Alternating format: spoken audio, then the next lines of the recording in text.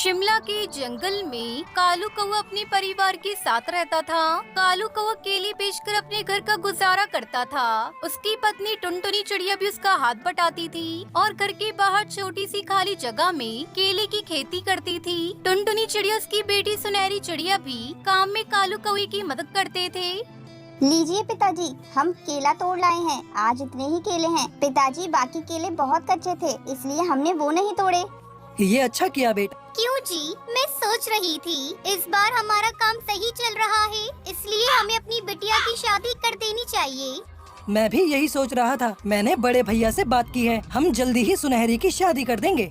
आगे देखने से पहले आपको सिर्फ एक छोटा सा कांटा चुभ जाए तो दर्द होने लगता है, पर वो एक बाप ही है जो रोजाना अंगारों पर चलकर आपके लिए 2 वक्त की रोटी का इंतजाम करता है। तो उस प्यारे से पापा के लिए एक लाइक और सब्सक्राइब जरूर कर देना। साथ ही अपने प्यारे से पापा के लिए ये वाला इमोजी जरूर से।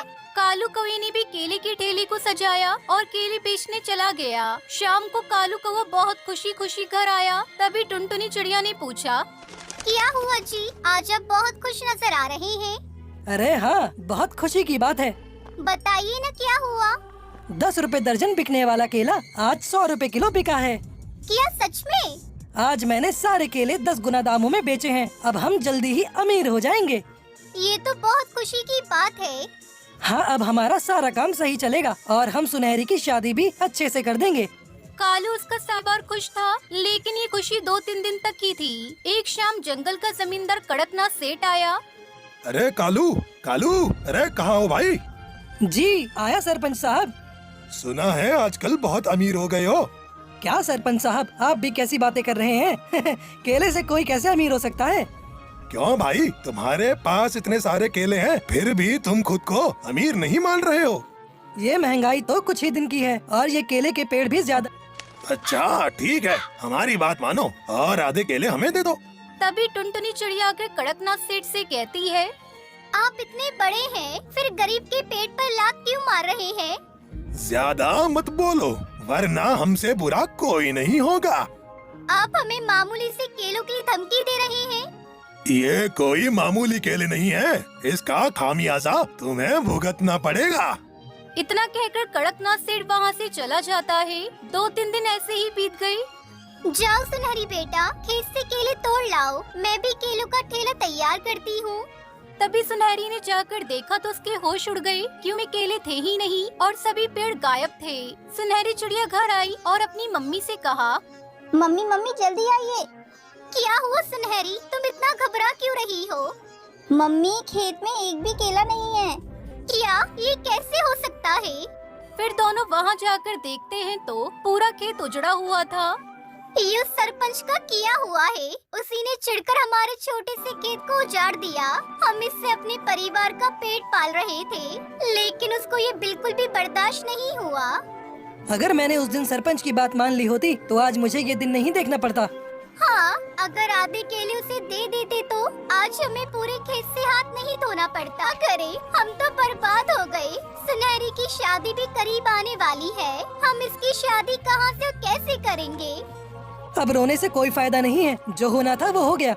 हाँ पापा, इसलिए अब हमें आगे का सोचना चाहिए। पापा, आप ही तो कहते हैं ना कि कोई हमारे नसीब का छीन नहीं सकता। पूरा परिवार खेत से घर आ गया। कड़कनाथ सेठ अपने घर बहुत खुश खुश घूम रहा था। तभी उसकी पत्नी ने आकर पूछा, क्या हुआ जी, आज सुबह सुबह पक्षियों की जगह तुम चहक रहे हो? आज बात ही कुछ ऐसी है। तुम पहेलियां मत बुझाओ और चुपचाप बताओ कि ऐसी क्या बात है। एक बार रसोई घर में सुंदरी कौवी रसोई घर में गई, वो भी उसके पीछे पीछे गया। पूरा रसोई घर पीले पीले केलों से भरा हुआ था। इतने सारे केले कहाँ से आए? अभी ये बताने की कोई जरूरत नहीं है। तुम्हें जितने केले चाहिए तुम इनमें से रख लो, मैं बाकी केलों को मंडी में बिकवा देता हूँ, ठीक है? 4 पैसे घर में आ जाएंगे।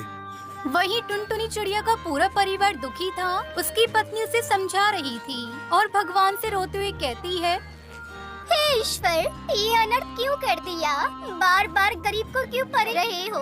अब क्या होगा, क्या करेंगे हम? तभी दरवाजे पर सेठ की पत्नी सुंदरी आई और उसने अपने पति की सारी बात बता दी और कहा, मेरे पति ने आपके साथ बहुत बुरा किया। मैं तुम्हारे नुकसान की भरपाई करने आई हूँ। ये कुछ पैसे सुनहरी की शादी में लगा देना। सुनहरी मेरी भी बेटी है और इसकी शादी धूमधाम से कीजिए। ईश्वर ने हमारी मदद कर दी। अब हम सुनहरी का विवाह अच्छे से कर सकते हैं।